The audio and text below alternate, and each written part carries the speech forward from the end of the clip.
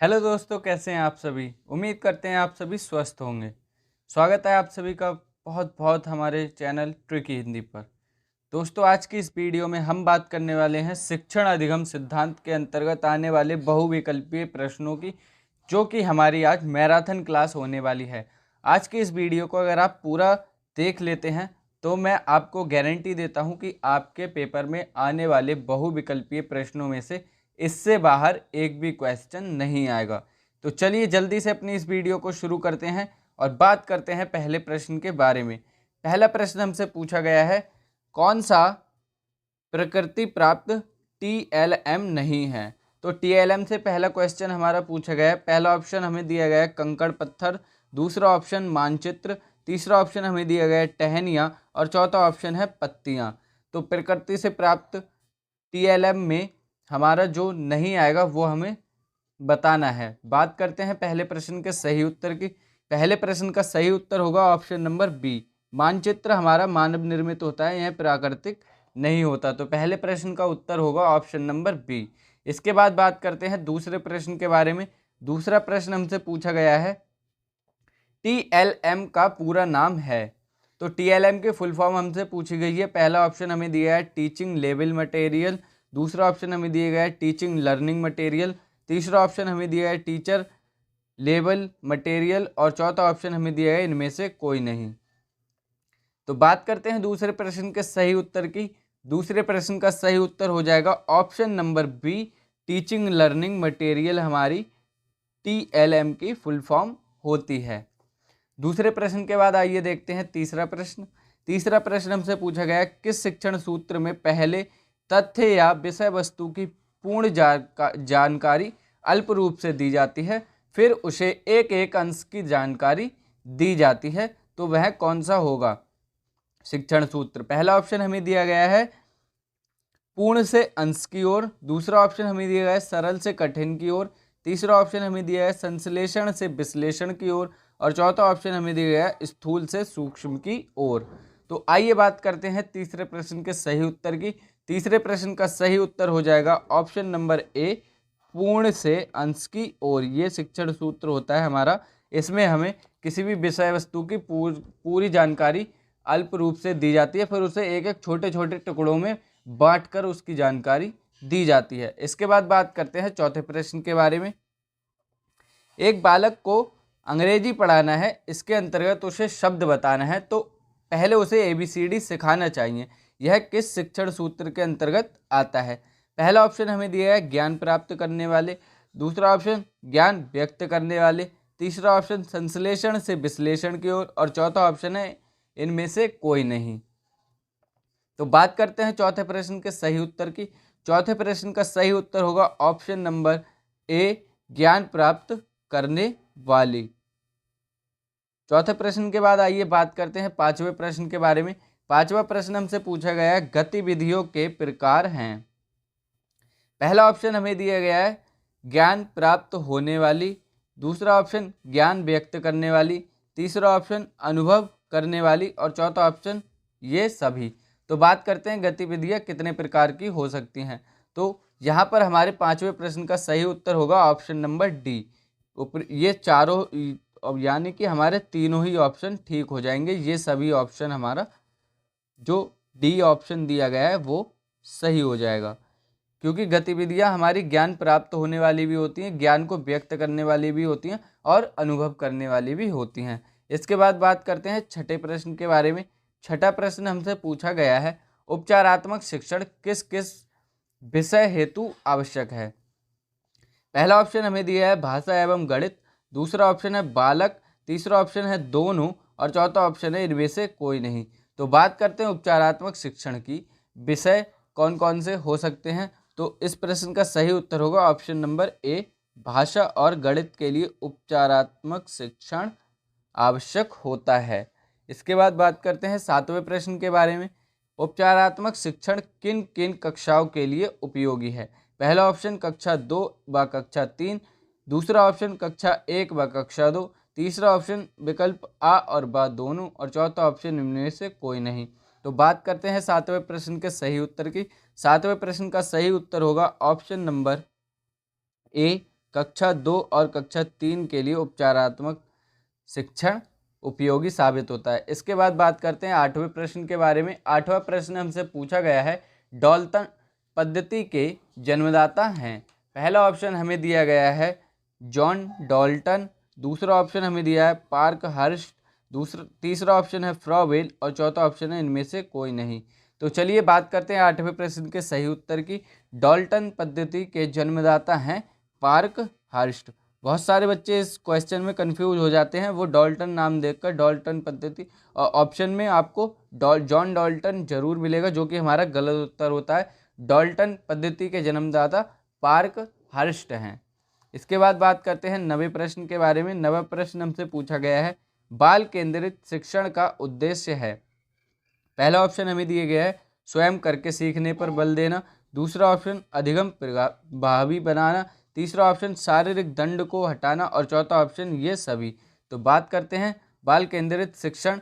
तो 90 प्रश्न का सही उत्तर होगा ऑप्शन नंबर डी, ये सभी। बाल केंद्रित शिक्षण के ये सभी उद्देश्य है कि बच्चे को स्वयं करके सीखने पर हमें जोर देना है, अधिगम को और अधिक प्रभावी बनाना है और जो शारीरिक दंड है उसको हटाना है। 2015 में आपका ये प्रश्न आया हुआ है। इसके बाद बात करते हैं 10वें प्रश्न की। 10वां प्रश्न हमसे पूछा गया है, अधिगम है। अधिगम क्या है हमें बताना है। पहला ऑप्शन सीखने की प्रक्रिया, दूसरा ऑप्शन सिखाने की प्रक्रिया, तीसरा ऑप्शन सीखने तथा सिखाने की प्रक्रिया और चौथा ऑप्शन इनमें से कोई नहीं। तो बात करते हैं 10वें प्रश्न के सही उत्तर की।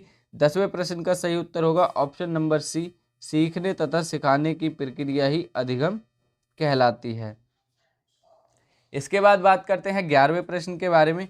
11वां प्रश्न हमसे पूछा गया, शिक्षण की त्रिमुखी प्रक्रिया के 3 बिंदु हैं।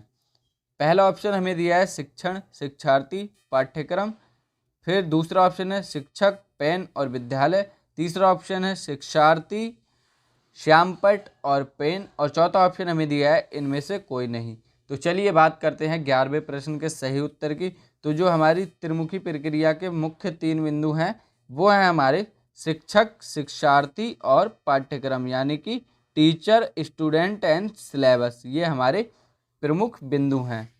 बात करते हैं 12वें प्रश्न के बारे में। 12वां प्रश्न है, कथन है शिक्षण सूत्र पथ प्रदर्शन करते हैं जिनमें सिद्धांत से व्यवहार में सहायता के लिए अपेक्षा की जाती है, ये किसका कथन है। पहला ऑप्शन हमें दिया गया है रेमंड का, दूसरा ऑप्शन गिलफोर्ड का, तीसरा ऑप्शन हमें दिया गया है भाटिया का और चौथा ऑप्शन है स्किनर का। तो चलिए आइए बात करते हैं 12वें प्रश्न के सही उत्तर की। तो ये हमारा कथन है रेमंड का। 12वें प्रश्न का सही उत्तर होगा ऑप्शन नंबर ए, रेमंड का। इसके बाद बात करते हैं 13वें प्रश्न के बारे में। 13वां प्रश्न हमसे पूछा गया है शिक्षण के सूत्र है, अर्थात शिक्षण सूत्र से हमें क्वेश्चन दिया गया है। पहला ऑप्शन दिया गया है सरल से कठिन की ओर, दूसरा ऑप्शन हमें दिया गया है ज्ञात से अज्ञात की ओर, तीसरा ऑप्शन हमें दिया गया है स्थूल से सूक्ष्म की ओर और चौथा ऑप्शन हमें दिया गया है ये सभी। तो शिक्षण के जो सूत्र होते हैं वो हमारे सरल से कठिन की ओर भी होता है, ज्ञात से अज्ञात की ओर भी होता है और स्थूल से सूक्ष्म की ओर भी होता है। तो 13वें प्रश्न का सही उत्तर होगा ऑप्शन नंबर डी, ये सभी। इसके बाद बात करते हैं 14वें प्रश्न के बारे में। 14वां प्रश्न हमसे पूछा गया है उपचारात्मक शिक्षण के लाभ हैं। पहला ऑप्शन छात्रों की दुर्बलता व कठिनाइयों का पता चल जाता है, दूसरा ऑप्शन छात्रों का पथ प्रदर्शन हो जाता है, तीसरा ऑप्शन कठिनाइयों का निराकरण हो जाता है और चौथा ऑप्शन ये सभी। तो 14वें प्रश्न के सही उत्तर की बात करें तो उपचारात्मक शिक्षण के लाभ होते हैं हमारे कि छात्र जो होते हैं उनकी कठिनाइयों का पता भी लग जाता है, उनका पथ प्रदर्शन भी हो जाता है और जो उनकी कठिनाइयां हैं वो दूर भी हो जाती हैं। तो 14वें प्रश्न का सही उत्तर होगा ऑप्शन नंबर डी, ये सभी।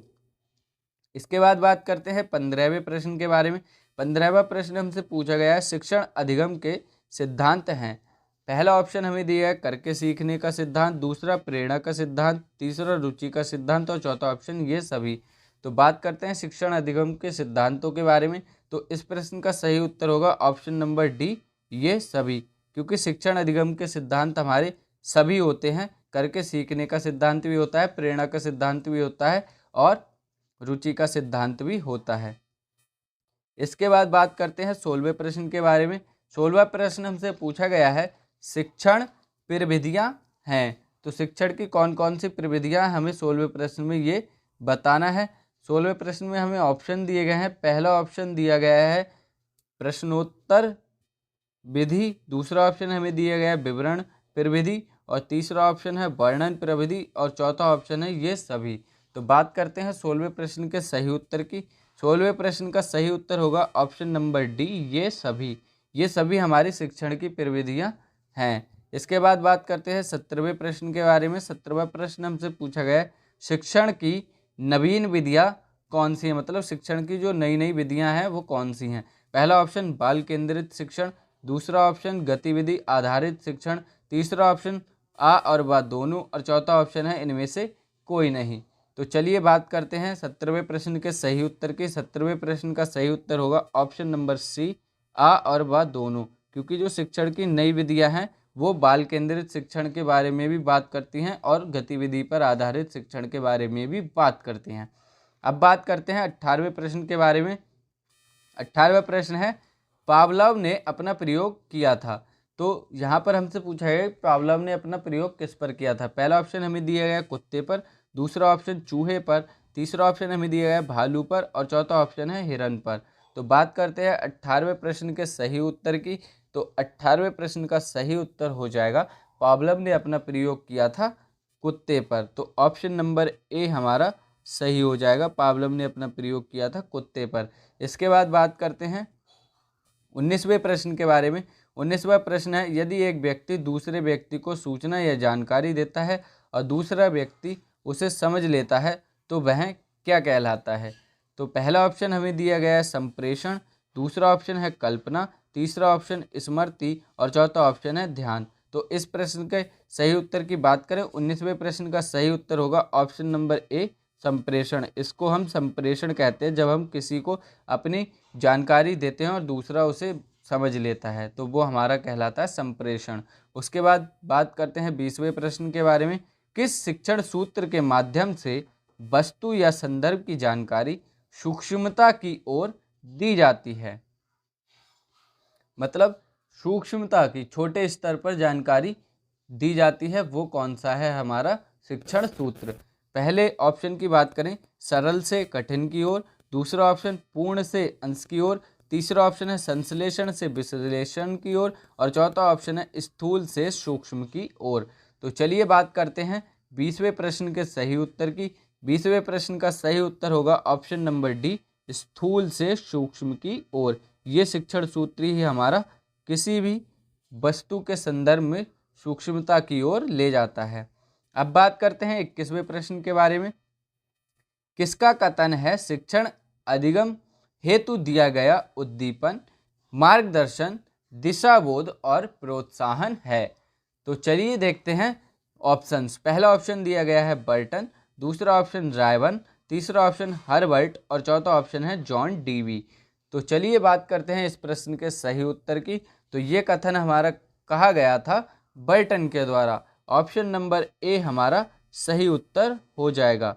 इसके बाद बात करते हैं 22वें प्रश्न के बारे में। 22वां प्रश्न है कथन से ही रिलेटेड है। शिक्षण एक ऐसी प्रक्रिया है जो बच्चे की समस्त शक्तियों को विकसित करने में सहायता देती है। पहला ऑप्शन है रायबर्न, दूसरा ऑप्शन जॉन डीवी, तीसरा ऑप्शन हर्बर्ट, और चौथा ऑप्शन है इनमें से कोई नहीं। तो चलिए इस प्रश्न के सही उत्तर की बात की जाए तो इस प्रश्न का सही उत्तर होगा ऑप्शन नंबर ए रायबर्न। रायबर्न ने ये कथन कहा था कि जो शिक्षण की प्रक्रिया होती है वो बच्चे की समस्त शक्तियों को विकसित करने में सहायता देती है। फिर है अगला हमारा कथन शिक्षण कौशल एक विशेष अनुदेशन क्रिया है जिसका प्रयोग अध्यापक अपनी कक्षा में करता है। ये कथन किसका है। तो पहला ऑप्शन हमें दिया गया है गेज, दूसरा ऑप्शन हमें दिया गया है रायबर्न, तीसरा ऑप्शन हमें दिया गया है बर्टन, और चौथा ऑप्शन हमें दिया गया है जॉन डीवी। तो चलिए बात करते हैं 23वें प्रश्न के सही उत्तर की। तो इस प्रश्न का सही उत्तर होगा ऑप्शन नंबर ए। ये कथन कहा गया था गेज के द्वारा कि शिक्षण कौशल एक विशेष अनुदेशन क्रिया है जिसका प्रयोग अध्यापक अपनी कक्षा में करता है। अब बात करते हैं 24वें प्रश्न के बारे में। 24वां प्रश्न कथन से ही रिलेटेड है। किसका कथन है? यह संबद्ध शिक्षण व्यवहारों का वह स्वरूप होता है जो कथा की विशिष्ट अंतःप्रक्रिया परिस्थितियों को उत्पन्न करता है, जो शैक्षिक उद्देश्य को प्राप्त करने में सहायक होते हैं और छात्रों को सीखने में सुगमता प्रदान करते हैं। पहला ऑप्शन हमें दिया गया है डॉक्टर मैकेंटेयर तथा व्हाइट, दूसरा ऑप्शन अरस्तु, तीसरा ऑप्शन गेज और चौथा ऑप्शन है इनमें से कोई नहीं। तो चलिए बात करते हैं 24वें प्रश्न के सही उत्तर की। इस प्रश्न का सही उत्तर होगा ऑप्शन नंबर ए डॉक्टर मैकेंटेयर और व्हाइट। अब बात करते हैं 25वें प्रश्न के बारे में। 25वां प्रश्न है किसका कथन है शिक्षण अधिगम परिस्थिति को विचारहीनता से विचारपूर्णता तक चलाने की संक्रिया है। पहला ऑप्शन हमें दिया गया है विक्स, दूसरा ऑप्शन रायवन, तीसरा ऑप्शन अरस्तु, चौथा ऑप्शन जॉन डीवी। तो चलिए इस प्रश्न के सही उत्तर की बात की जाए तो इस प्रश्न का सही उत्तर होगा option number A Vicks. Vicks ने कहा था कि शिक्षण अधिगम परिस्थिति को विचारहीनता से विचार पूर्णता तक चलाने वाली क्रिया है। अब बात करते हैं 26वें प्रश्न के बारे में। 26वां प्रश्न है पर्यटन के प्रकार हैं। पहला ऑप्शन हमें दिया है संक्षिप्त या लघु पर्यटन, दूसरा ऑप्शन सामान्य पर्यटन, तीसरा ऑप्शन विस्तृत क्षेत्रीय पर्यटन और चौथा ऑप्शन ये सभी। तो बात करते हैं 26वें प्रश्न के सही उत्तर की। तो पर्यटन के जो प्रकार होते हैं वो संक्षिप्त और लघु पर्यटन भी हो सकते हैं, सामान्य पर्यटन भी हो सकता है और विस्तृत क्षेत्रीय पर्यटन भी हो सकता है। तो 26वें प्रश्न का सही उत्तर होगा ऑप्शन नंबर डी ये सभी। इसके बाद बात करते हैं 27वें प्रश्न के बारे में। 27वां प्रश्न हमसे पूछा गया है खेल विधि पर आधारित शिक्षण पद्धतियाँ हैं, मतलब कि जो खेल विधि पर आधारित हमारी टीचिंग मेथड्स हैं वो कौन से हैं। पहला ऑप्शन किंडरगार्टन विधि, दूसरा ऑप्शन डॉल्टन पद्धति, तीसरा ऑप्शन मॉन्टेसरी पद्धति और चौथा ऑप्शन ये सभी। तो बात करें खेल विधि पर आधारित शिक्षण विधियाँ तो इस प्रश्न का सही उत्तर होगा ऑप्शन नंबर डी ये सभी पद्धतियाँ हमारी खेल विधि पर ही आधारित हैं। इसके बाद बात करते हैं 28वें प्रश्न के बारे में। 28वां प्रश्न हमसे पूछा गया है वाद विवाद प्रविधि के खोजकर्ता हैं। पहला ऑप्शन हैरी ए ओवरस्ट्रीट, दूसरा ऑप्शन डॉल्टन, तीसरा ऑप्शन फ्रॉवेल और चौथा ऑप्शन इनमें से कोई नहीं। तो बात करें 28वें प्रश्न के सही उत्तर की तो 28वें प्रश्न का सही उत्तर होगा ऑप्शन नंबर ए हैरी ए ओवरस्ट्रीट। ये हमारे वाद विवाद प्रविधि के खोजकर्ता हैं। इसके बाद बात करते हैं अगला प्रश्न है 29वां थॉर्नडाइक ने कितने मुख्य नियम हैं। तो यहाँ पर हमसे मुख्य नियम पूछे गए हैं। पेपर में आपसे अगर कुल नियम पूछे जाएं, मुख्य नियम पूछे जाएं या द्वितीय नियम, यहाँ से क्वेश्चन आएगा। तो इस 29वें प्रश्न में हमसे पूछा गया है थॉर्नडाइक के कितने मुख्य नियम हैं। पहला ऑप्शन 3, दूसरा ऑप्शन 4, तीसरा ऑप्शन 5 और चौथा ऑप्शन 6। तो बात करते हैं 29वें प्रश्न के सही उत्तर की। तो थॉर्नडाइक के मुख्य नियम हैं हमारे 3 और 5 हमारे द्वितीय नियम हैं। कुल नियम उनके 8 हैं। तो आपको इस बात का विशेष तौर पर ध्यान रखना है। इसके बाद बात करते हैं 30वें प्रश्न के बारे में। 30वां प्रश्न हमसे पूछा गया है थॉर्नडाइक का मुख्य नियम है। वहाँ पर हमसे गिनती पूछी गई थी, यहाँ पर हमें नियमों के नाम दिए गए हैं और हमें से पूछा गया है कि मुख्य नियम कौन कौन से हैं। पहला ऑप्शन है प्रभाव का नियम, दूसरा ऑप्शन अभ्यास का नियम, तीसरा ऑप्शन तत्परता का नियम और चौथा ऑप्शन ये सभी। तो बात करते हैं 30वें प्रश्न के सही उत्तर की। तो प्रभाव का नियम भी हमारा मुख्य नियम होता है, अभ्यास का नियम भी मुख्य नियम है और तत्परता का नियम भी हमारा मुख्य नियम है। तो 30वें प्रश्न का सही उत्तर होगा ऑप्शन नंबर डी ये सभी। तो थॉर्नडाइक के 3 मुख्य नियम हैं और तीनों के नाम आपके 2 क्वेश्चन के माध्यम से आपको पूरी जानकारी मिल गई। इसके बाद बात करते हैं थॉर्नडाइक का सिद्धांत है। तो अभी अभी आपने पढ़े हैं, अब आप बता सकते हैं कि थॉर्नडाइक का कौन सा सिद्धांत है। पहला ऑप्शन प्रयत्न एवं त्रुटि का सिद्धांत, दूसरा ऑप्शन सूझ का सिद्धांत, तीसरा ऑप्शन दोनों और चौथा ऑप्शन इनमें से कोई नहीं। तो चलिए बात करते हैं 31वें प्रश्न के सही उत्तर की। तो थॉर्नडाइक का सिद्धांत है प्रयत्न एवं त्रुटि का सिद्धांत। तो 31वें प्रश्न का सही उत्तर होगा ऑप्शन नंबर ए प्रयत्न एवं त्रुटि का सिद्धांत। ये हमारा सही उत्तर हो जाएगा और सूझ का सिद्धांत दिया था कोहलर ने। अब इसके बाद बात करते हैं थॉर्नडाइक ने अपना प्रयोग किया था। तो 32वें प्रश्न का सही उत्तर थॉर्नडाइक ने अपना प्रयोग किया था बिल्ली पर। बिना ऑप्शंस को देखे आपको सीधे सीधे याद कर लेना है कि थॉर्नडाइक ने अपना प्रयोग किया था बिल्ली पर, पावलोव ने किया था कुत्ते पर और स्किनर ने किया था चूहे पर। इसके बाद बात करते हैं 33वें प्रश्न के बारे में। 33वां प्रश्न हमसे पूछा गया है, प्रयत्न तथा त्रुटि का सिद्धांत दिया था। तो अभी अभी पीछे आप कर आए हैं। 23वें प्रश्न का सही उत्तर होगा ऑप्शन नंबर बी, थॉर्नडाइक ने प्रयत्न एवं त्रुटि का सिद्धांत दिया था थॉर्नडाइक ने। इसके बाद बात करते हैं गतिविधि कितने प्रकार की होती है। तो पहला ऑप्शन हमें दिया गया 3, दूसरा ऑप्शन हमें दिया गया 2, तीसरा ऑप्शन है 4 और चौथा ऑप्शन है 6। तो बात करते हैं गतिविधि कितने प्रकार की हो सकती है। गतिविधि हमारी 3 प्रकार की हो सकती है। फिर इसके बाद बात करते हैं 35वें प्रश्न के बारे में। 35वां प्रश्न हमसे पूछा गया है, गतिविधियों के श्रेणीकरण हैं। पहला ऑप्शन शारीरिक, दूसरा ऑप्शन मानसिक, तीसरा ऑप्शन शारीरिक एवं मानसिक और चौथा ऑप्शन है ये सभी। तो बात करते हैं गतिविधियों के श्रेणीकरण की। तो गतिविधि शारीरिक भी हो सकती है, मानसिक भी होती है, शारीरिक एवं मानसिक भी हो सकती है। 35वें प्रश्न का सही उत्तर होगा ऑप्शन नंबर डी। इसके बाद बात करते हैं 36वें प्रश्न के बारे में। भाषा की दक्षताएं हैं।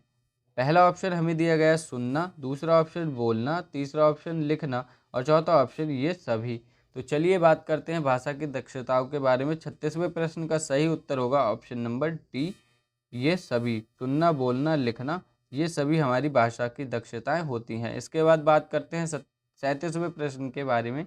37वां प्रश्न हमें से पूछा गया है, सहगामी शिक्षण का उद्देश्य है शिक्षण एवं छात्रों को क्रियाशील करना, दूसरा ऑप्शन छात्रों को शारीरिक एवं मानसिक रूप से क्रियाशील करना, तीसरा ऑप्शन स्थायी ज्ञान प्रदान करना और चौथा ऑप्शन है ये सभी। तो चलिए बात करते हैं सहगामी शिक्षण। सहगामी शिक्षण के उद्देश्य से हमारे ये सभी ही ऑप्शन नंबर डी सही हो जाएगा, क्योंकि सहगामी शिक्षण का उद्देश्य ही यही है कि शिक्षक और छात्र क्रियाशील रहें और जो छात्र हैं वो मानसिक और शारीरिक रूप से क्रियाशील रहें। इसके बाद बात करते हैं 38वें प्रश्न के बारे में। 38वां प्रश्न हमसे पूछा गया है, टीएलएम की विशेषताएं हैं। उत्तम टीएलएम की विशेषताएं कौन कौन सी हैं। पहला ऑप्शन बिना लागत का होना, दूसरा ऑप्शन कम लागत का होना चाहिए, तीसरा ऑप्शन बालकों को हानिकारक नहीं होना चाहिए, चौथा ऑप्शन ये सभी।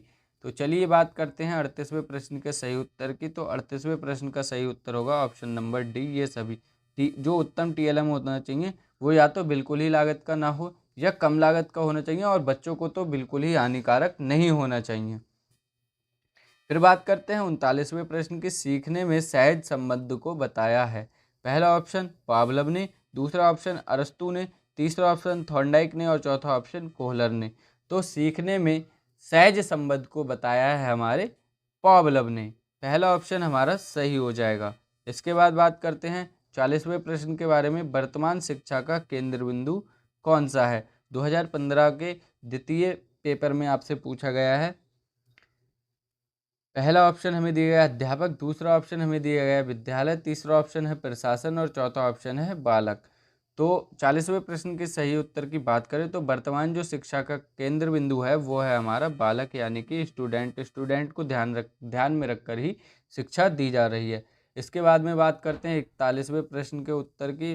41वां प्रश्न हमसे पूछा गया है, छात्रों से उत्तर निकलवाने में सहायक है। पहला ऑप्शन शिक्षण कौशल, दूसरा ऑप्शन शिक्षण सूत्र और तीसरा ऑप्शन शिक्षण प्रविधियाँ और चौथा ऑप्शन है उपर्युक्त सभी। तो 41वें प्रश्न के सही उत्तर की बात करेंगे। 41वें प्रश्न का सही उत्तर होगा ये सभी हमारे छात्रों से उत्तर निकलवाने में सहायक होते हैं। शिक्षण सूत्र के माध्यम से भी उत्तर मिल जाता है, शिक्षण कौशल के और शिक्षण प्रविधियों के माध्यम से भी मिल जाता है। इसके बाद बात करते हैं अगले प्रश्न के बारे में। अगला प्रश्न हमसे पूछा है, बुनियादी अथवा बेसिक शिक्षा के जनक का नाम है। तो बुनियादी शिक्षा अथवा बेसिक शिक्षा के जनक कौन है। पहला ऑप्शन हमें दिया गया है महात्मा गांधी, दूसरा ऑप्शन है पंडित जवाहरलाल नेहरू, तीसरा ऑप्शन है सरदार पटेल और चौथा ऑप्शन है बिपिन चंद्र पटेल। तो बात करें बुनियादी एवं बेसिक शिक्षा के जनक की, तो बुनियादी शिक्षा और बेसिक शिक्षा के जनक का नाम जब भी आपसे पूछा जाए तो आप बिना किसी झिझक के लगा आना महात्मा गांधी। बुनियादी शिक्षा के जनक हैं महात्मा गांधी, जिसे हम वर्धा शिक्षा भी कहते हैं। इसके बाद बात करते हैं 43वें प्रश्न के बारे में। शिक्षण सूत्र, पथ प्रदर्शन करते हैं जिनमें सिद्धांत से व्यवहार में सहायता के लिए अपेक्षा की जाती है। यह कथन किसका है?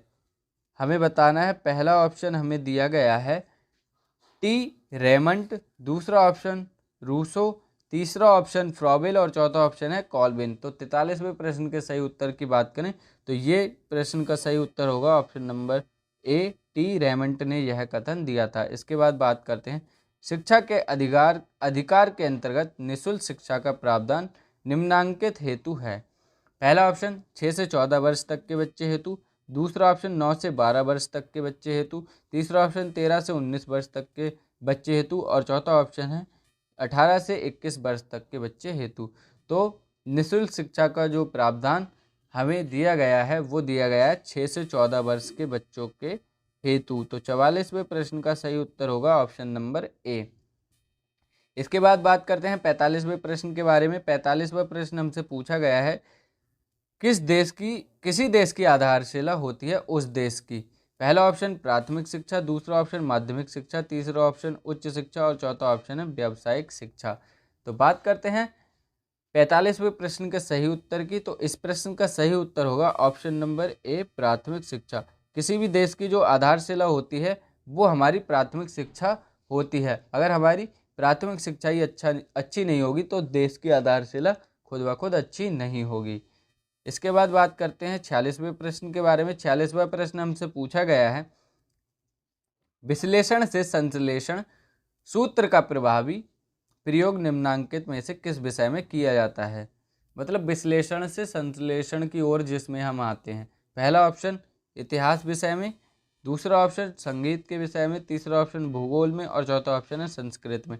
तो जो हमारा विश्लेषण से संश्लेषण की ओर सूत्र लगता है वो सबसे अच्छा लगता है इतिहास के विषय में। तो 46वें प्रश्न का सही उत्तर होगा ऑप्शन नंबर ए।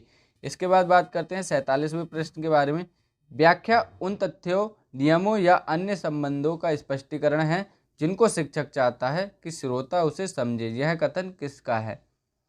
तो पहला ऑप्शन हमें दिया गया है रस्क का, दूसरा ऑप्शन डम्बिल का, तीसरा ऑप्शन हमें दिया गया है रूसो का और चौथा ऑप्शन है विवेकानंद का। तो बात करते हैं इस प्रश्न के सही उत्तर की। ये कथन हमारे दिया था रूसो ने। रूसो ने कहा था कि व्याख्या उन तथ्यों, नियमों व अन्य संबंधों का स्पष्टीकरण है जो शिक्षक चाहता है कि श्रोता उसे समझे, मतलब बच्चे समझें। इसके बाद बात करते हैं 48वें प्रश्न के बारे में। क्विज, वाद विवाद एवं अंताक्षरी भी एक रूप होते हैं। पहला ऑप्शन प्रयोगात्मक प्रविधि के, दूसरा ऑप्शन समूह चर्चा प्रविधि के, तीसरा ऑप्शन कार्यशाला प्रविधि के और चौथा ऑप्शन है कहानी कथन प्रविधि के। तो इस प्रश्न के सही उत्तर की बात करें तो जो हमारे वाद विवाद, क्विज और अंताक्षरी ये रूप हो सकते हैं समूह चर्चा यानी कि ग्रुप डिस्कशन के। आप ग्रुप में कोई चर्चा कर रहे हैं उस वाली विधि के अंतर्गत ये हमारे आ सकते हैं। इसके बाद बात करते हैं 49वें प्रश्न के बारे में। 49वां प्रश्न हमसे पूछा गया प्रस्तावना कौशल का संबंध छात्रों के रिक्त स्थान दिए गए से होता है। पहला ऑप्शन पूर्व ज्ञान से, दूसरा ऑप्शन पाठोपरांत निष्कर्ष से, तीसरा ऑप्शन मौन वाचन से और चौथा ऑप्शन है इनमें से कोई नहीं। तो बात करते हैं इस प्रश्न के सही उत्तर की। तो जो प्रस्तावना कौशल का संबंध होता है वो हमारा होता है छात्रों के पूर्व ज्ञान से। पहला ऑप्शन हमारा यहाँ पर सही हो जाएगा। इसके बाद बात करते हैं 50वें प्रश्न के बारे में। वर्णन प्रविधि आधारित है। पहला ऑप्शन पूर्ण से अंश की ओर, दूसरा ऑप्शन ज्ञात से अज्ञात की ओर, तीसरा ऑप्शन अ और व दोनों विकल्प और चौथा ऑप्शन इनमें से कोई नहीं। तो चलिए बात करते हैं जो वर्णन प्रविधि हमारी आधारित होती है वो पूर्ण से अंश की ओर भी होती है और ज्ञात से अज्ञात की ओर भी। तो ऑप्शन नंबर सी विकल्प अ और व दोनों हमारे सही हो जाएंगे। इसके बाद बात करते हैं 51वें प्रश्न के बारे में। सीखने में जब समस्या का समाधान अचानक आ जाता है वह सिद्धांत कहलाता है। पहला ऑप्शन सूझ का सिद्धांत, दूसरा ऑप्शन प्रयत्न एवं त्रुटि का सिद्धांत, तीसरा ऑप्शन दोनों और चौथा ऑप्शन है इनमें से कोई नहीं। तो इस प्रश्न के सही उत्तर की बात करें तो इस प्रश्न का सही उत्तर होगा सूझ का सिद्धांत। ये हमारा कोहलर के सूझ के सिद्धांत पर आधारित है। जब आप किसी समस्या का समाधान कर रहे होते हैं और आपको अचानक से समाधान याद आ जाए वो हमारा कहलाता है सूझ का सिद्धांत। इसके बाद बात करते हैं अगले प्रश्न के बारे में। सूचना का स्रोत नहीं है। पहला ऑप्शन जनश्रुति, दूसरा ऑप्शन अफवाह, तीसरा ऑप्शन दंत कथाएं और चौथा ऑप्शन कंप्यूटर का हार्डवेयर। तो जो हमारी सूचना पहुंचती है वो किस माध्यम से नहीं पहुंच सकती, ये हमसे पूछा गया है। तो कंप्यूटर का जो हार्डवेयर होता है वो कभी सूचना का आदान प्रदान नहीं करता।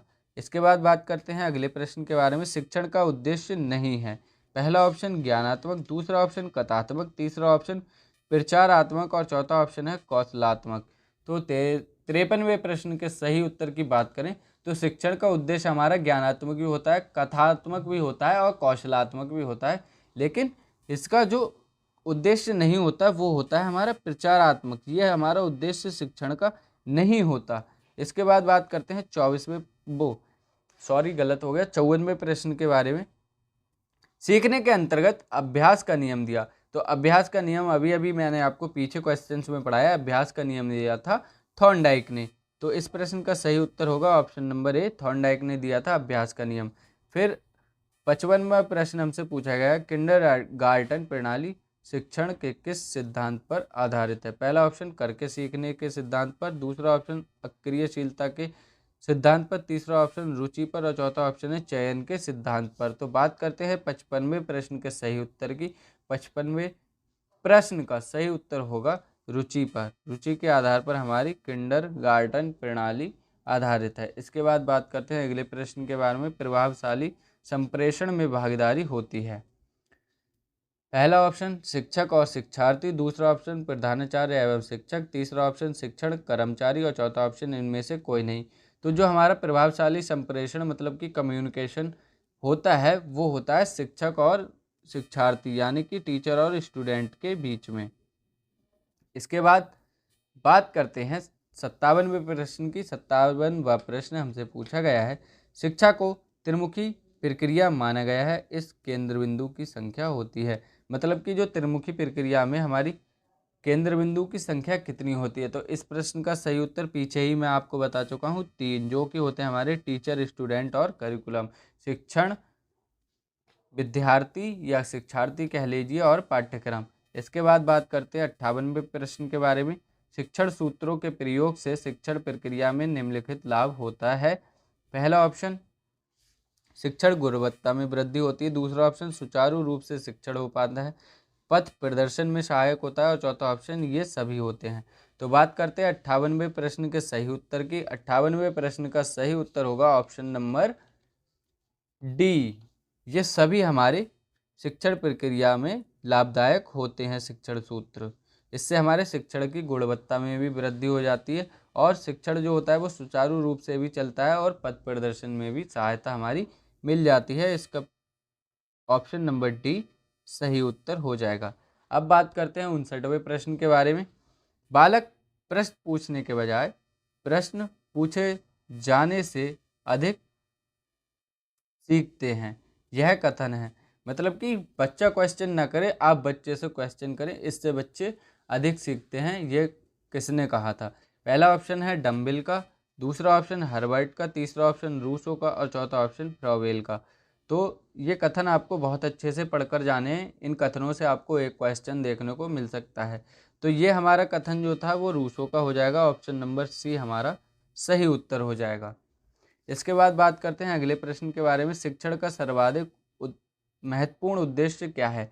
पहला ऑप्शन बालक का स्वास्थ्य ठीक रखना, दूसरा ऑप्शन उपयोगी ज्ञान प्रदान कर सर्वांगीण विकास करना, तीसरा ऑप्शन पर्यावरण की शिक्षा देना, चौथा ऑप्शन जनसंख्या शिक्षा देना। तो बात करते हैं 60वें प्रश्न के सही उत्तर की। तो 60वें प्रश्न का सही उत्तर होगा ऑप्शन नंबर बी, उपयोगी ज्ञान प्रदान कर सर्वांगीण विकास करना। ये जो सर्वांगीण शब्द है वो अपने आप में बहुत ही महत्वपूर्ण शब्द है। ये आपको जिस ऑप्शन में भी दिख जाए समझ लीजिए इस प्रश्न का उत्तर वहीं पर आपका छिपा हुआ है, अगर नेगेटिव नहीं पूछा। ये अपने आप में बहुत ही अच्छा शब्द है। सर्वांगीण मतलब कि सभी प्रकार का विकास करना बच्चे का। इसके बाद बात करते हैं 61वें प्रश्न के बारे में। शिक्षण पुनर्बलन की आवश्यकताओं का क्रम है, यह कथन किसने दिया था। पहला ऑप्शन BF स्किनर, दूसरा ऑप्शन रायबर्न, तीसरा ऑप्शन क्लार्क और चौथा ऑप्शन रस्क। तो बात करते हैं इस प्रश्न के सही उत्तर की। तो ये हमारा स्किनर ने कथन दिया था। इस प्रश्न का सही उत्तर होगा ऑप्शन नंबर ए। कक्षा शिक्षण तब अच्छा होता है जब कक्षा के सभी छात्र पहला ऑप्शन शांत बैठे हों, दूसरा ऑप्शन प्रश्न पूछने एवं उत्तर देने में तत्पर हों, तीसरा ऑप्शन अध्यापन पर ध्यान दें, चौथा ऑप्शन गणवेश में हों। तो 62वें प्रश्न के सही उत्तर की बात करें तो एक कक्षा में शिक्षण सबसे ज़्यादा अच्छा तभी होगा जब जो बच्चे होंगे वो प्रश्न पूछें और उत्तर देने में भी तत्पर रहें, तो तभी हमारा शिक्षण सबसे ज़्यादा लाभदायक होगा। 62वें प्रश्न का सही उत्तर होगा ऑप्शन नंबर बी। इसके बाद बात करते हैं 63वें प्रश्न के बारे में, जो कि हमारा परिभाषा से संबंधित है। शिक्षा को सीखने में संगठन के रूप में सर्वोत्तम प्रकार से परिभाषित किया जा सकता है।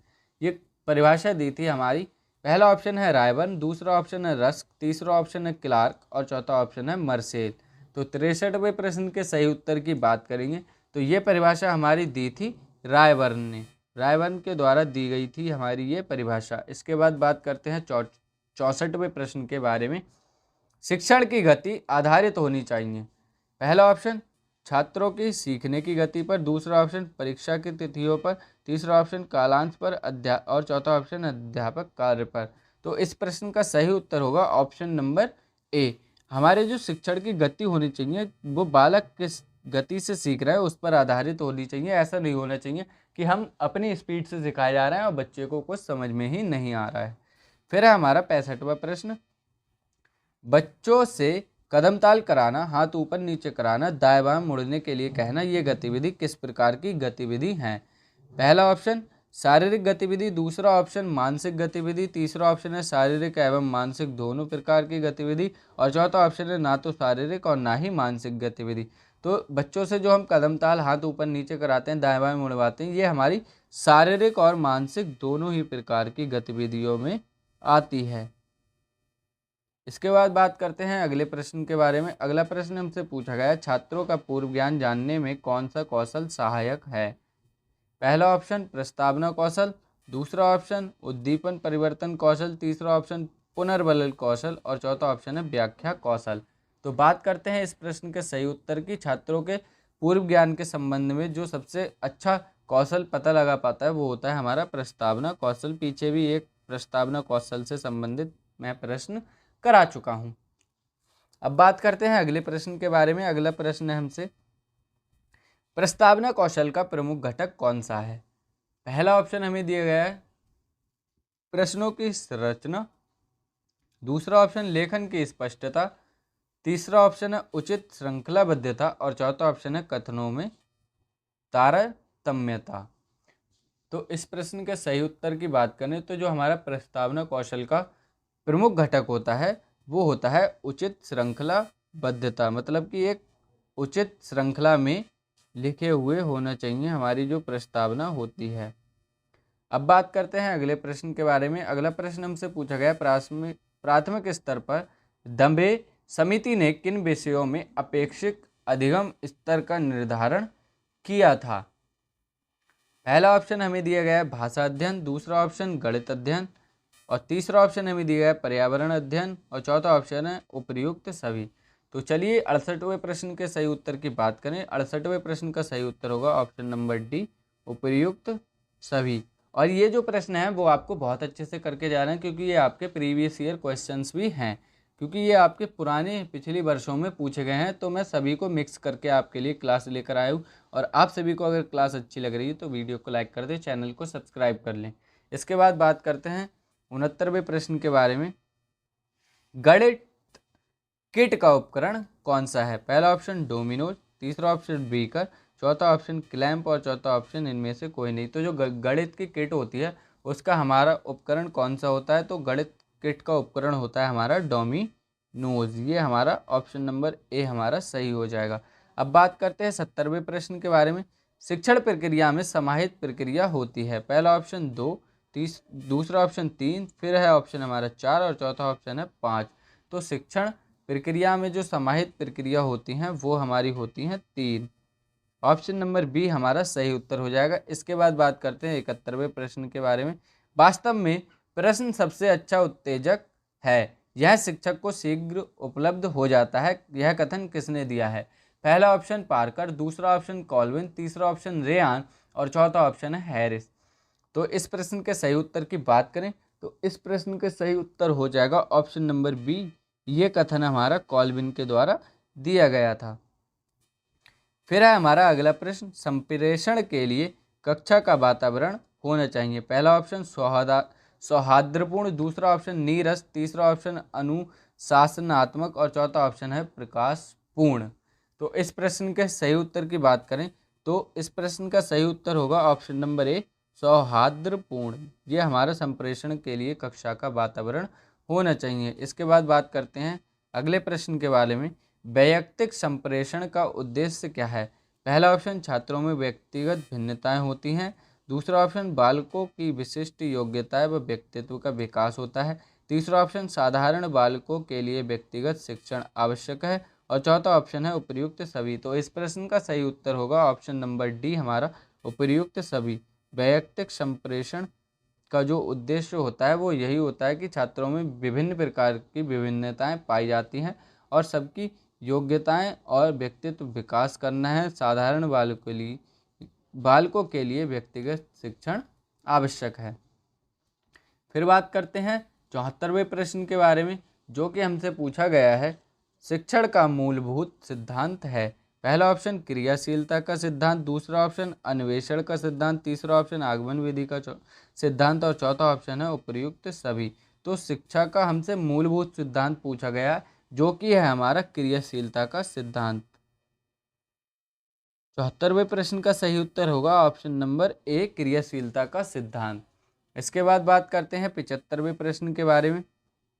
75वां प्रश्न हमसे पूछा गया है, निम्नलिखित में से कौन सा शिक्षण सूत्र गैस्टाल्ट मनोवैज्ञानिक पर आधारित है।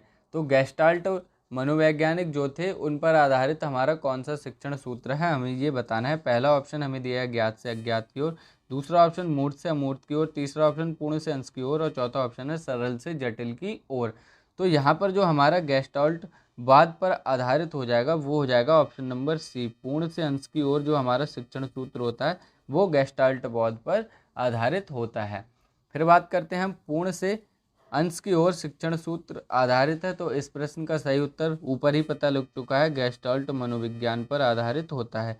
फिर बात करते हैं 77वें प्रश्न के बारे में, तर्कात्मक क्रम से शिक्षण कराने से स्थायी एवं ठोस होता है। पहला ऑप्शन अधिगम, दूसरा ऑप्शन शिक्षण, तीसरा ऑप्शन स्मृति और चौथा ऑप्शन हमें दिया है इनमें से कोई नहीं। तो 77वें प्रश्न का सही उत्तर होगा अधिगम जो होता है वो हमारा तर्कात्मक क्रम से शिक्षण कराने से स्थायी और ठोस हो जाता है। फिर बात करते हैं सुकराती विधि कहते हैं, मतलब कि जिस विधि के जनक सुकरात को कहा जाता है वो कौन सी विधि है हमारी। पहला ऑप्शन कहानी विधि को, दूसरा ऑप्शन व्याख्या विधि को, तीसरा ऑप्शन प्रश्नोत्तर विधि को और चौथा ऑप्शन है विश्लेषण विधि को। तो 78वें प्रश्न का सही उत्तर होगा जो प्रश्नोत्तर विधि है उसके जनक हमारे सुकरात थे और उसे सुकराती विधि भी कहा जाता है। इसके बाद बात करते हैं अगले प्रश्न के बारे में, संप्रेषण नहीं है। पहला ऑप्शन हमें दिया है संबंध स्थापन, दूसरा ऑप्शन ज्ञान स्थानांतरण, तीसरा ऑप्शन भाषण देना और चौथा ऑप्शन है बोध निश्चय। तो इस प्रश्न के अगर सही उत्तर की हम बात करेंगे, इस प्रश्न का सही उत्तर हो जाएगा ऑप्शन नंबर सी, संप्रेषण के अंतर्गत हमारा भाषण देना नहीं आता है, बाकी संबंध स्थापन, ज्ञान स्थानांतरण और बोध निश्चय हमारा आता है। फिर बात करते हैं 80वें प्रश्न के बारे में, क्रियात्मक शिक्षण विधि है।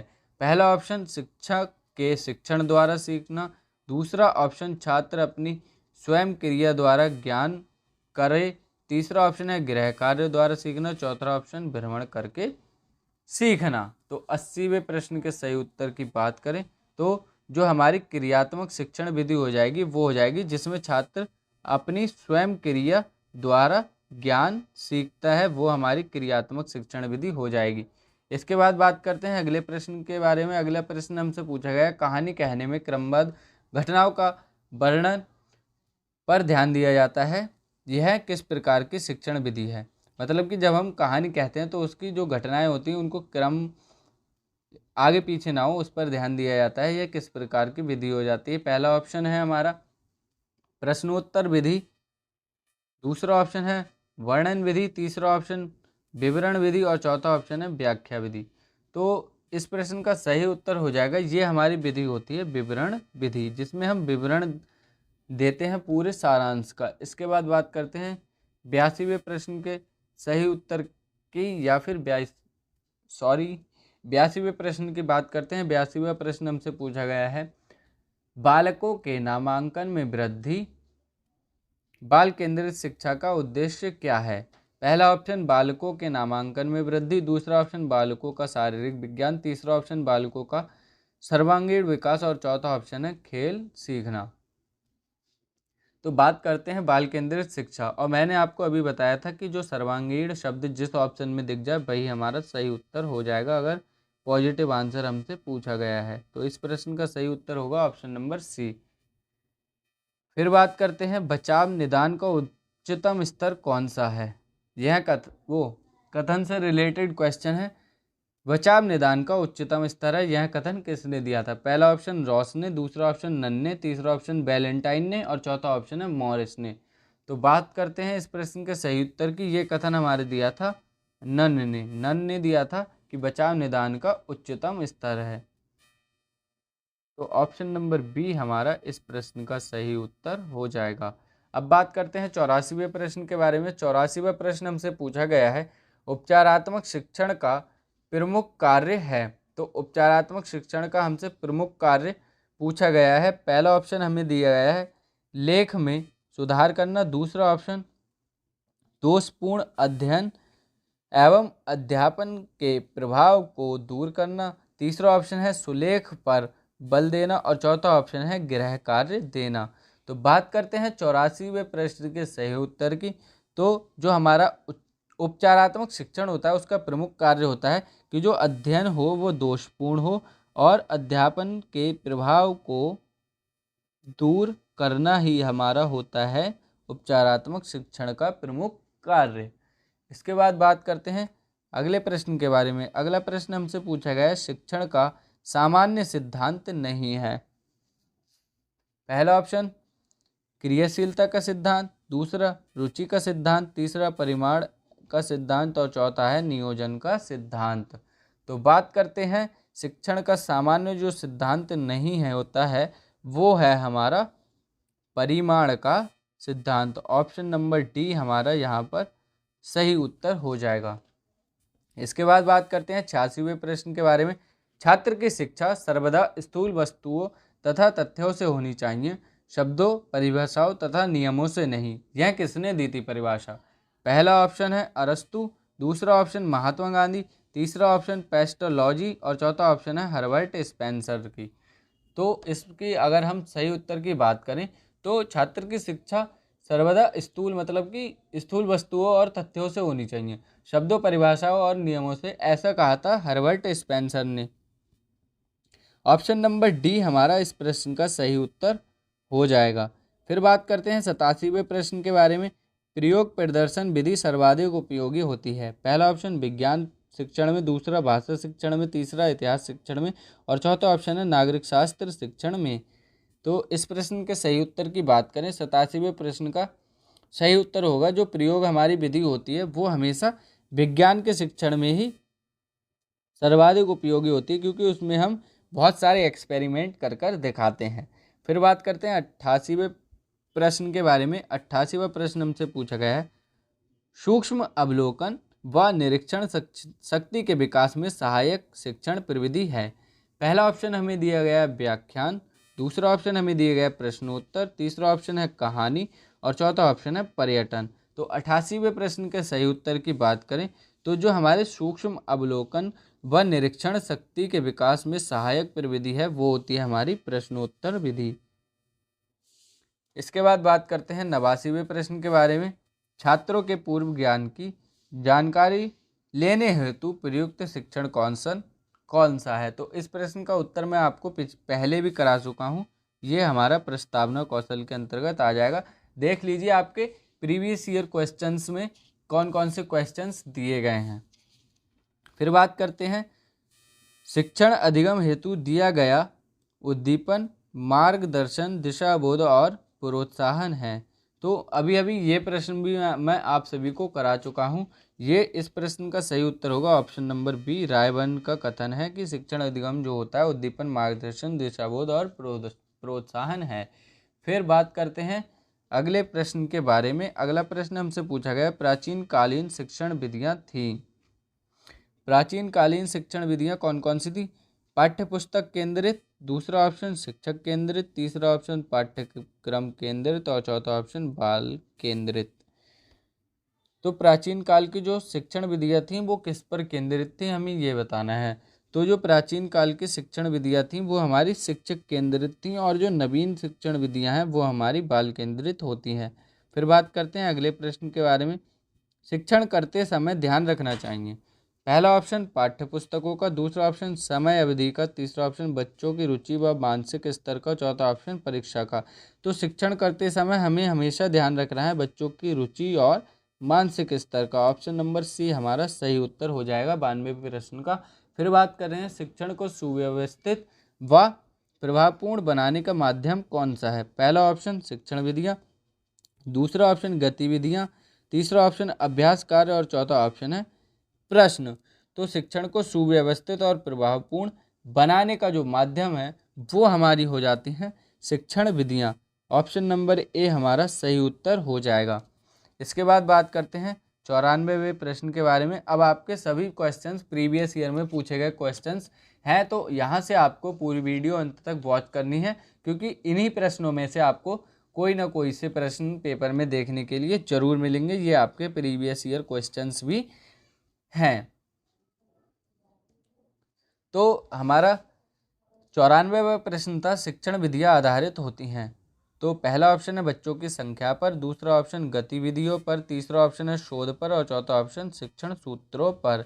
तो 94वें प्रश्न का सही उत्तर की बात करेंगे तो जो हमारी शिक्षण विधियाँ आधारित होती हैं वो शिक्षण सूत्रों पर आधारित हैं। अब बात करते हैं 95वें प्रश्न के बारे में। किंडरगार्टन शिक्षण पद्धति के जन्मदाता हैं।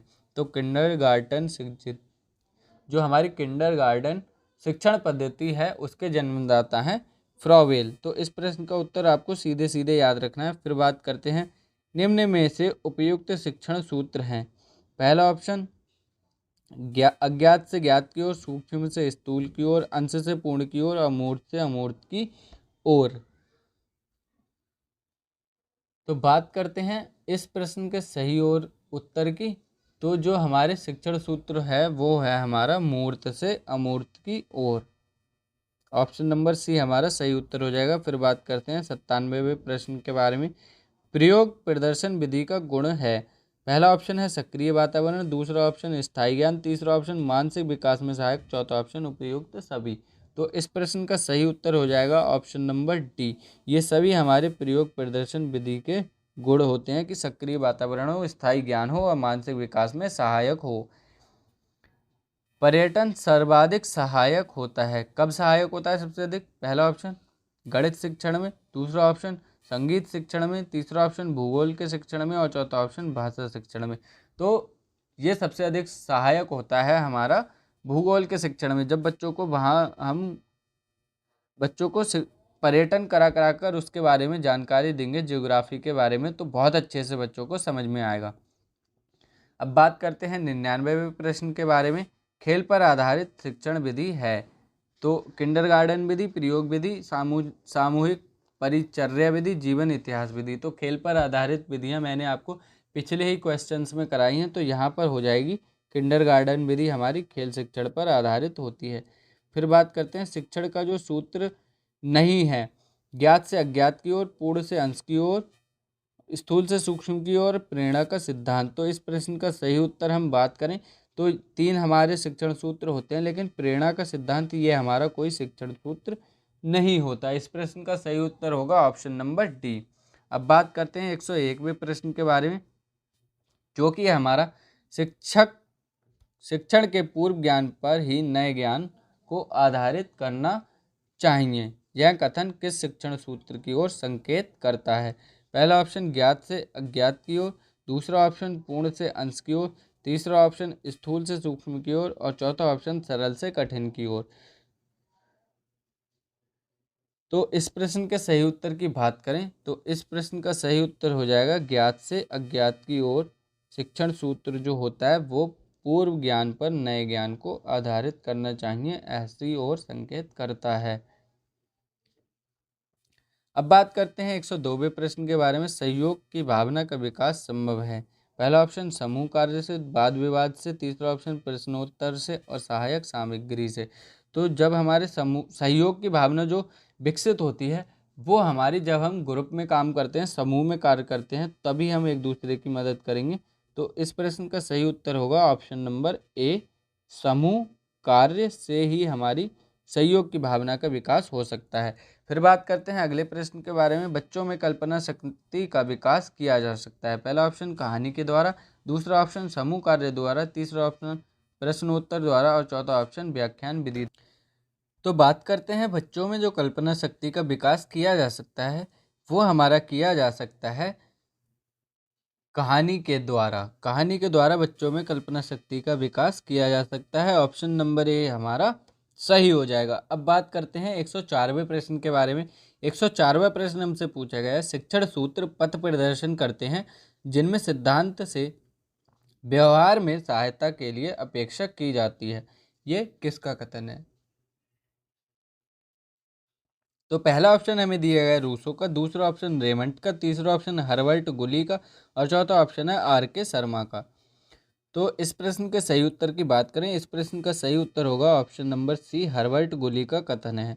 इसके बाद बात करते हैं 105वें प्रश्न के बारे में। 105वां प्रश्न हमसे पूछा गया है, उपचारात्मक शिक्षण हेतु क्रियाकलाप कराए जाते हैं। पहला ऑप्शन अभ्यास कार्य कराना, दूसरा ऑप्शन खेल एवं अन्य गतिविधियों का आयोजन कराना, तीसरा ऑप्शन समूह चर्चा कराना, ऑप्शन नंबर डी है हमारा उपयुक्त सभी।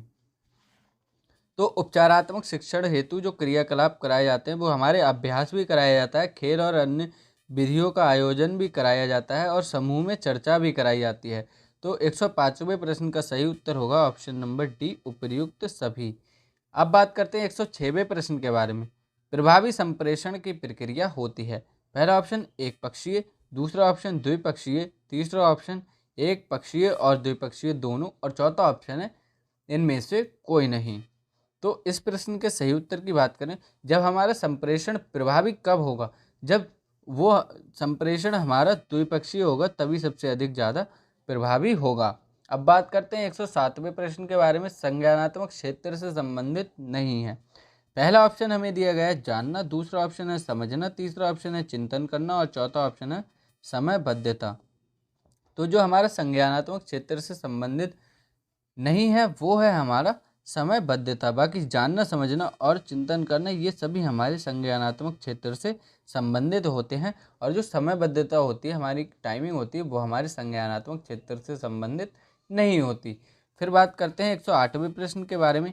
डोमिनोज सर्वाधिक उपयोगी है। पहला ऑप्शन इतिहास के शिक्षण में, दूसरा ऑप्शन गणित शिक्षण में, तीसरा ऑप्शन कला के शिक्षण में और चौथा ऑप्शन है भाषा के शिक्षण में। तो डोमिनोज से संबंधित पीछे आपने प्रश्न किया हुआ है तो ये हमारा हो जाएगा गणित से शिक्षण में संबंधित होता है डोमिनोज सबसे अधिक।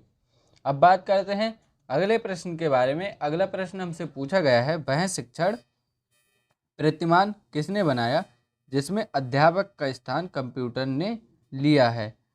पहला ऑप्शन ओशुबेल ने बनाया है, दूसरा ऑप्शन डेनियल डेविस, तीसरा ऑप्शन क्वींस और चौथा ऑप्शन जॉन रेट्स।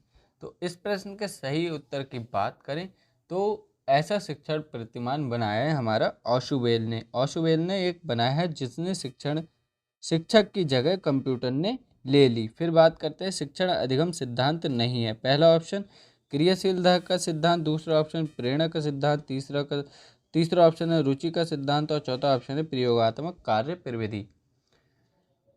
तो शिक्षण अधिगम का जो सिद्धांत नहीं है वो है हमारा प्रयोगात्मक कार्य प्रविधि। बाकी हमारे ये तीन जो दिए गए हैं वो हमारे शिक्षण अधिगम के सिद्धांत के अंतर्गत आते हैं। फिर अगले प्रश्न की बात करें, संप्रेषण के घटक कौन कौन से? पहला ऑप्शन प्रेषक, दूसरा ऑप्शन संदेश, तीसरा ऑप्शन ग्राही और चौथा ऑप्शन उपयुक्त सभी। तो संप्रेषण के जो घटक होते हैं वो हमारा प्रेषक भी होता है, संदेश जो देना वो, और ग्राही जिसको हमें देना है। तो उपयुक्त सभी हमारा सही उत्तर हो जाएगा। अब बात करते हैं 112वें प्रश्न के बारे में। निम्नलिखित में से श्रव्य दृश्य सामग्री नहीं है। पहला ऑप्शन रेडियो, दूसरा ऑप्शन चलचित्र, तीसरा ऑप्शन टेलीविजन और चौथा ऑप्शन है कंप्यूटर। तो वीडियो ऑडियो जो हमारा सामग्री नहीं है वो कौन सी है? तो इस प्रश्न का सही उत्तर होगा ऑप्शन नंबर ए। रेडियो जो है वो हमारा केवल ऑडियो डिवाइस है, उसमें वीडियो नहीं आती। अब बात करते हैं 113वें प्रश्न के बारे में। भ्रमण प्रविधि के चरण है। पहला ऑप्शन शैक्षिक उद्देश्य, दूसरा या प्रकरण का चुनाव, दूसरा ऑप्शन पर्यटन स्थल का चुनाव, तीसरा ऑप्शन पर्यटन स्थल हेतु सामग्री, चौथा ऑप्शन उपर्युक्त सभी। तो जब हम भ्रमण पर जाते हैं तो हम शैक्षिक उद्देश्य भी का चुनाव भी करते हैं, पर्यटन स्थल का भी चयन करते हैं और उसके हेतु सामग्री का भी चयन करते हैं। ऑप्शन नंबर डी हमारा सही उत्तर हो जाएगा। इसके बाद बात करते हैं 114वें प्रश्न के बारे में। पाठ के प्रमुख तथ्यों को बार बार दोहराना किस प्रकार के शिक्षण सिद्धांत के अंतर्गत आता है? तो किसी भी चीज़ की बार बार दोहराना हमारा आता है आवृत्ति के सिद्धांत के अंतर्गत। ऑप्शन नंबर डी हमारा सही उत्तर हो जाएगा। किसी भी चीज़ का बार बार रिपीट करना आवृत्ति के सिद्धांत के अंतर्गत आता है। इस बात को आपको विशेष तौर पर याद करना है। अब बात करते हैं 115वें प्रश्न के बारे में।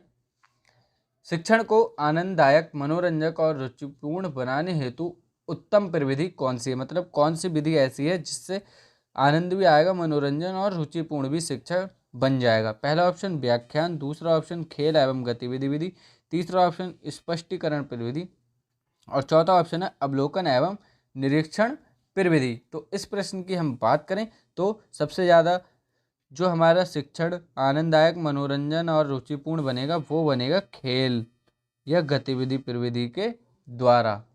अब बात करते हैं 116वें प्रश्न के बारे में। शिक्षण प्रविधि के प्रकार कौन कौन से हैं? पहला ऑप्शन प्रश्नोत्तर होती है, दूसरा ऑप्शन वर्णन, तीसरा ऑप्शन कहानी कथन।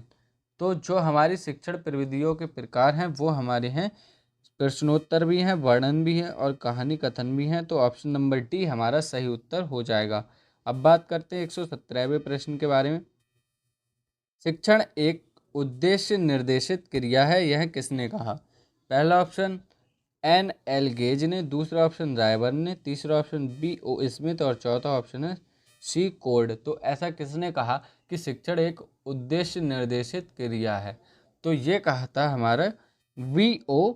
स्मिथ ने कहा था। ऑप्शन नंबर सी हमारा इस प्रश्न का सही उत्तर हो जाएगा। इसके बाद बात करते हैं 198वें प्रश्न के बारे में। आगमन विधि का प्रयोग किया जाता है। पहला ऑप्शन व्याकरण में, दूसरा ऑप्शन निबंध में, तीसरा ऑप्शन गद्य के शिक्षण में और चौथा ऑप्शन है पद्य के शिक्षण में। तो जो हमारी आगमन विधि का प्रयोग होता है वो हमेशा ही किया जाता है व्याकरण के शिक्षण में। तो ऑप्शन नंबर ए हमारा सही उत्तर हो जाएगा। व्याकरण शिक्षण में आगमन विधि का प्रयोग किया जाता है। अब बात करते हैं 119वें प्रश्न के बारे में। निम्नलिखित में से कौन सी श्रव्य दृश्य सामग्री के चयन में सर्वाधिक प्रमुख थे? पहला ऑप्शन धन व्यवस्था, दूसरा ऑप्शन विषय वस्तु की प्रकृति और तीसरा ऑप्शन है शिक्षकों की पसंद और चौथा ऑप्शन है छात्रों की पसंद। तो कौन सी श्रव्य दृश्य सामग्री के चयन में सर्वाधिक प्रमुख थे? तो जो हमारी थी विषय वस्तु की प्रकृति। विषय वस्तु की प्रकृति ही हमारी श्रव्य दृश्य सामग्री के चयन में सर्वाधिक प्रमुख थी। अब बात करते हैं 120वें प्रश्न के बारे में। कक्षा शिक्षण में कौन सा संप्रेषण का घटक नहीं है? पहला ऑप्शन शिक्षक, दूसरा ऑप्शन पाठ्य वस्तु, तीसरा ऑप्शन अभिभावक और चौथा ऑप्शन है छात्र। तो कक्षा शिक्षण में कौन सा संप्रेषण का घटक नहीं होता? तो जब हम कक्षा की बात कर रहे हैं तो वहाँ पर हमारे अभिभावक नहीं होते, पेरेंट्स नहीं होते। तो इस प्रश्न का सही उत्तर होगा ऑप्शन नंबर सी। ये हमारे संप्रेषण के घटक नहीं होंगे। वहाँ पर शिक्षक भी होता है, पाठ्य वस्तु भी होती है और छात्र भी होता है। तो कम्युनिकेशन में हमेशा अभिभावक नहीं आएंगे जब हम कक्षा शिक्षण की बात करेंगे। अब बात करते हैं 121वें प्रश्न के बारे में। शिक्षक द्वारा कक्षा में अंताक्षरी काव्य पाठ्य प्रतियोगिता कराना कौन से शिक्षण सिद्धांत है? तो अभी अभी मैं आपको इससे रिलेटेड क्वेश्चन करा चुका हूँ। तो ये हमारा आता है क्रियाशीलता के सिद्धांत के अंतर्गत। ऑप्शन नंबर सी हमारा सही हो जाएगा। इसके बाद बात करते हैं 122वें प्रश्न के बारे में। 122वां प्रश्न है उदाहरणों और दृष्टांतों के द्वारा कोई सामान्य नियम या सिद्धांत बनाना कौन सा शिक्षण सूत्र है? उदाहरण से कोई सामान्य नियम बनाना। सिद्धांत का कौन सा शिक्षण सूत्र है? पहला ऑप्शन हमें दिया गया है तर्कना की ओर, दूसरा ऑप्शन विशिष्ट से सामान्य की ओर, तीसरा ऑप्शन विश्लेषण से संश्लेषण की ओर और चौथा ऑप्शन है संश्लेषण से विश्लेषण की ओर। तो यहाँ पर हम बात करें तो हम देखेंगे कि बाद में क्या बन रहा है। बाद में हमारा बनना है सामान्य नियम। सामान्य नियम हमारा बाद में बन रहा है, तो यहाँ हमारा हो जाएगा ऑप्शन नंबर बी सही। विशिष्ट से सामान्य की ओर ये वाला शिक्षण सूत्र हमारा यहाँ पर प्रयोग में लाया जा रहा है। अब बात करते हैं 123वें प्रश्न के बारे में। पाठशाला या विद्यालय को उद्यान की संज्ञा किसने दी थी? तो जैसा कि मैंने आप सभी को बताया कि फ्रॉबेल ने जो विधि दी थी उसमें उन्होंने बताया कि जो विद्यालय होता है वो बगीचा होता है और जो बच्चे होते हैं वो फूल होते हैं और जो शिक्षक होता है वो माली होता है। तो विद्यालय को उद्यान की संज्ञा दी थी हमारे फ्रॉबेल ने। फिर बात करते हैं 124वें प्रश्न के बारे में। 124वां प्रश्न हमसे पूछा गया, छात्रों को अपने भावों एवं विचारों को व्यवस्थित ढंग से अभिव्यक्त करना किस प्रविधि में आ जाता है? मतलब कि अपने विचारों और भावों को बहुत अच्छे ढंग से वो व्यक्त कर पाता है, यह कौन सी विधि होती है? पहला ऑप्शन प्रश्नोत्तर विधि, दूसरा ऑप्शन वाद विवाद विधि और तीसरा ऑप्शन है प्रयोगशाला विधि और चौथा ऑप्शन हमसे पूछा गया पाठ्य पुस्तक प्रविधि। तो हम बात करते हैं 124वें प्रश्न के सही उत्तर की। तो जब आप वाद विवाद प्रविधि का प्रयोग करते हैं तो जो बच्चा होता है वो अपने विचारों को बहुत अच्छे ढंग से व्यक्त कर पाता है। फिर बात करते हैं 125वें प्रश्न के बारे में। 125वां प्रश्न हमसे पूछा गया है, प्रश्नोत्तर विधि के जन्मदाता हैं। तो प्रश्नोत्तर विधि के जन्मदाता मैंने आपको पीछे भी करा चुका हूँ कि वह विधि जो सुकराती विधि के नाम से जानी जाती है प्रश्नोत्तर विधि होती है। ऑप्शन नंबर सी हमारा सही उत्तर हो जाएगा। प्रश्नोत्तर विधि के जन्मदाता हो जाएंगे सुकरात। अब बात करते हैं 126वें प्रश्न के बारे में। 126वां प्रश्न हमसे पूछा गया है, संप्रेषण प्रक्रिया प्रभावी होती है यदि संप्रेषण मंद गति से होता है तब होगी, या फिर अनेक व्यक्तियों के साथ होता है, या फिर तीव्र गति से होता है और स्पष्टता के साथ होता है। तो 126वें प्रश्न के सही उत्तर की बात करें तो जो संप्रेषण प्रक्रिया होती है वो प्रभावी जब होती है जब अनेक व्यक्तियों के साथ संप्रेषण एक साथ हो जाए। अब बात करते हैं 127वें प्रश्न के बारे में। कक्षों की कमी होने पर शिक्षक अपनाता है। मतलब कि जो कक्षा है उसमें कक्षों की कमी होने पर शिक्षक कौन सी विधि को अपनाएगा? पहला ऑप्शन बहु कक्षा शिक्षण, दूसरा ऑप्शन बहुस्तरीय शिक्षण विधि, तीसरा ऑप्शन उपचारात्मक शिक्षण विधि और चौथा ऑप्शन सहभागी शिक्षण विधि। तो जब कक्षों की कमी होती है तो शिक्षक हमेशा अपनाता है बहु कक्षा शिक्षण को। ऑप्शन नंबर ए हमारा सही उत्तर हो जाएगा। अब बात करते हैं 128वें प्रश्न के बारे में। कक्षा शिक्षण में प्रशंसात्मक शब्दों का प्रयोग किया जाता है। पहला ऑप्शन व्याख्यान कौशल, दूसरा ऑप्शन नियमन कौशल, तीसरा ऑप्शन पुनर्बलन कौशल और चौथा ऑप्शन उद्दीपन परिवर्तन कौशल। तो जो हमारा होता है प्रशंसात्मक शब्दों का प्रयोग वो हमारा होता है पुनर्बलन कौशल के लिए किया जाता है। ऑप्शन नंबर सी हमारा सही उत्तर हो जाएगा। अब बात करते हैं 129वें प्रश्न के बारे में। कक्षा शिक्षण करते समय शिक्षक द्वारा TLM का प्रयोग करने से पहला ऑप्शन हमें दिया गया है, छात्रों को पाठ सहजता से बोधगम्य होता है, छात्रों का मानसिक विकास होता है, छात्रों का बौद्धिक विकास होता है। चौथा ऑप्शन उपयुक्त सभी। तो बात करते हैं जब हम TLM का प्रयोग करते हैं तो छात्रों को पाठ सहजता से समझ में आ जाता है, छात्रों का मानसिक विकास भी हो जाता है, बौद्धिक विकास भी हो जाता है। तो इस प्रश्न का सही उत्तर होगा ऑप्शन नंबर डी हमारा सही उत्तर हो जाएगा। इसके बाद बात करते हैं फ्लैनल बोर्ड किस प्रकार का TLM है। तो पहला ऑप्शन दृश्य श्रव्य, दूसरा ऑप्शन श्रव्य और चौथा ऑप्शन दृश्य और चौथा ऑप्शन है इलेक्ट्रॉनिक। तो जो हमारा फ्लैनल बोर्ड होता है वो हमारा होता है दृश्य TLM। इसमें हम वीडियो के माध्यम से शिक्षा देते हैं। अब बात करते हैं 131वें प्रश्न के बारे में। ब्लूम के अनुसार शिक्षण के उद्देश्य कौन कौन से हैं? पहला ऑप्शन हमें दिया गया ज्ञानात्मक उद्देश्य, दूसरा ऑप्शन भावात्मक उद्देश्य, तीसरा ऑप्शन क्रियात्मक और चौथा ऑप्शन है उपयुक्त सभी। तो बात करते हैं 131वें प्रश्न के सही उत्तर की। 131वें प्रश्न का सही उत्तर हो जाएगा, जो ब्लूम के अनुसार शिक्षण के उद्देश्य होने चाहिए वो ज्ञानात्मक भी होने चाहिए, क्रियात्मक भी और भावात्मक भी। तो जो सही उत्तर होगा वो होगा हमारा ऑप्शन नंबर डी, उपर्युक्त सभी। इसके बाद बात करते हैं 132वें प्रश्न के बारे में। सविद्या या विमुक्त शिक्षा का उद्देश्य प्रकार की विचारधारा का मानना है। तो इस श्लोक का जो प्रयोग होता है वो अस्तित्ववादी शिक्षा के अंतर्गत होता है। ऑप्शन नंबर डी हमारा सही उत्तर हो जाएगा, सविद्या या विमुक्त। इस श्लोक से ही आपको अस्तित्ववादी ऑप्शन याद रखना है।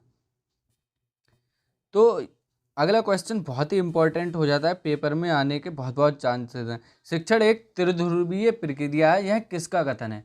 तो ये कथन हमारे दिया था जॉन डीवी ने। जॉन डीवी ने दिया था ये कथन कि शिक्षण एक त्रिध्रुवीय प्रक्रिया है जिसमें टीचर, स्टूडेंट और करिकुलम मुख्य हमारे पार्ट हो जाते हैं।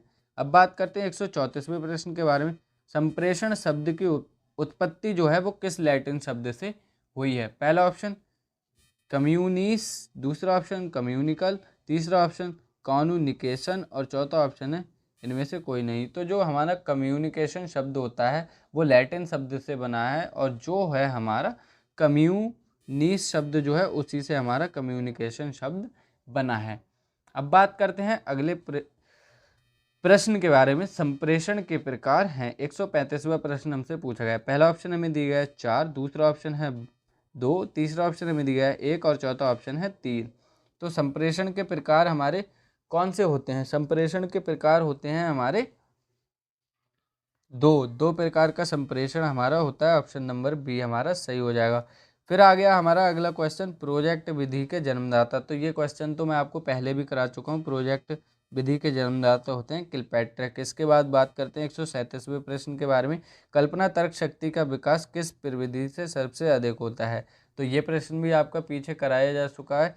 तो जो कहानी प्रविधि होती है उसी से हमारा कल्पना और तर्क शक्ति का विकास होता है। फिर बात करते हैं शिक्षक केंद्रित शिक्षण में शिक्षा का केंद्र बिंदु। तो शिक्षण केंद्रित जो होती है उसमें हमारा केंद्र बिंदु शिक्षक होता है, और जब बालक केंद्रित होगी तो हमारा बाल केंद्रित शिक्षण हो जाएगा। अब बात करते हैं 139वें प्रश्न के बारे में। सूक्ष्म शिक्षण पद्धति के जन्मदाता। पहला ऑप्शन डी एलन, दूसरा ऑप्शन स्किनर, तीसरा ऑप्शन बी के पासी और चौथा ऑप्शन है रायबर्न। 139वें प्रश्न के सही उत्तर की बात करें तो 139वें प्रश्न का सही उत्तर होगा सूक्ष्म शिक्षण पद्धति के जन्मदाता हैं डी एलन।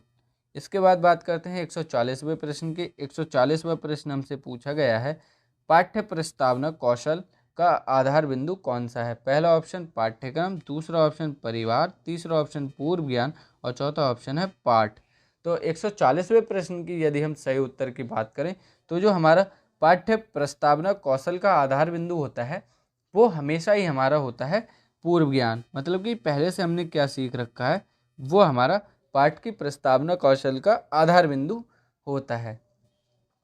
फिर बात करते हैं व्याख्यान विधि में छात्र बने रहते हैं। तो जब हम व्याख्या करते हैं किसी चीज़ की तो उसमें छात्र हमेशा क्या बने रहते हैं? पहला ऑप्शन मूक, दूसरा ऑप्शन सक्रिय, तीसरा ऑप्शन निष्क्रिय और चौथा ऑप्शन इनमें से कोई नहीं। तो जब भी टीचर किसी चीज़ का व्याख्यान देता होता है तो छात्र हमेशा वहाँ पर मूक बने रहते हैं, ना सक्रिय होते हैं ना ही निष्क्रिय होते हैं, चुपचाप बैठे हुए वो बात को सुन रहे होते हैं। अब बात करते हैं आज के अंतिम प्रश्न की, अधिगम का अर्थ क्या होता है? पहला ऑप्शन है लक्ष्य प्राप्त करना, दूसरा ऑप्शन है सीखना, तीसरा ऑप्शन है व्यवहार करना और चौथा ऑप्शन है उपयुक्त सभी। तो जो हमारा अधिगम का अर्थ होता है वो हमेशा होता है सीखना। अधिगम का अर्थ हमेशा होता है सीखना। तो ये थे आज की वीडियो के हमारे 142 प्रश्न। मैराथन क्लास में 142 प्रश्न आपको कराए गए हैं और इन प्रश्नों से एक भी प्रश्न आपका पेपर में बाहर नहीं जाने वाला है, इस बात की आप गारंटी लिख लीजिए। और इस वीडियो को अपने सभी दोस्तों में शेयर कर दीजिए। और अगर आपको ये वीडियो लंबी लग रही है तो मैं ऐसा करूँगा कि ये जो प्रीवियस ईयर के क्वेश्चंस आपके हैं, जो 40 से 50 क्वेश्चन होंगे, वो आपको एक अलग से छोटी छोटी वीडियो के 10-10, 15-15 प्रश्न कराकर छोटे छोटे पार्ट्स में आपको दोबारा से अपलोड कर दूंगा, जिससे आपके पेपर की बहुत ही अच्छे से तैयारी हो पाए। तो कैसी लगी वीडियो कमेंट बॉक्स में ज़रूर बनाना। मिलेंगे अगली वीडियो में बहुत ही जल्द। तब तक के लिए पढ़ते रहिए, स्वस्थ रहिए। जय हिंद दोस्तों। Thank you for watching the video ऐसी वीडियो देखने के लिए चैनल को सब्सक्राइब कर लेना। धन्यवाद।